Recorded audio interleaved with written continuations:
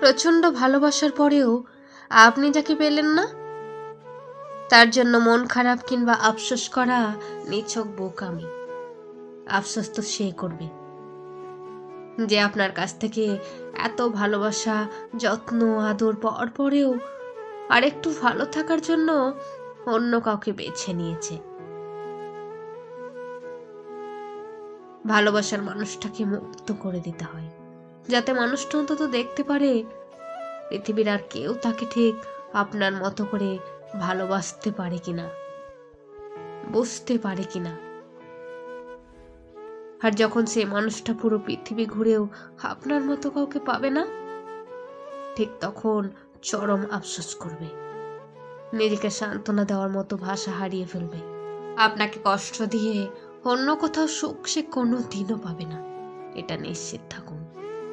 হয়তোবা আপনার সামনে নিজেকে সুখী উপস্থাপন করার জন্য নানা কৌশল সে অবলম্বন করবে, কিন্তু ভেতরে ভেতরে সে প্রচন্ড রকম আফসোস করবে আপনার জন্য। পৃথিবীতে আজকাল প্রকৃত ভালোবাসা যে বড্ড দুর্লভ। যে মানুষ সামান্য সুখের লোভে কারো ভালোবাসাকে অবজ্ঞা করে, সে মানুষ আর কোনো দিনও ভালোবাসা পায় না। কেননা ভালোবাসার মাঝে যে প্রকৃত সুখ তা অনেক মানুষেরই অজানা। যাকে মন প্রাণ দিয়ে ভালোবাসতেন, যত্ন নিতেন, আগলে রাখতেন, তাকে না পাওয়াটাই বেশ ভালো।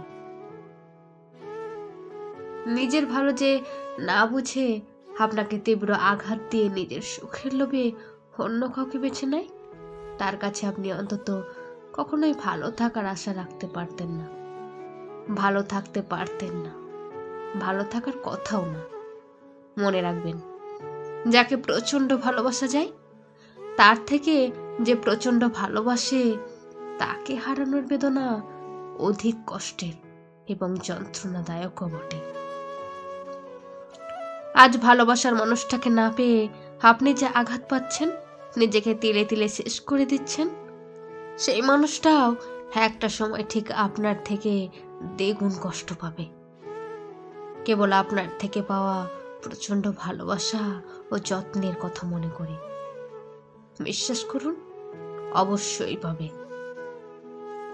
ভালোবাসা আর সময় কখনোই কারো কাছে তার দেনা পাওনা বাকি রাখে না, সময় মতো সুদে আসলে সব শোধ করে দেয়।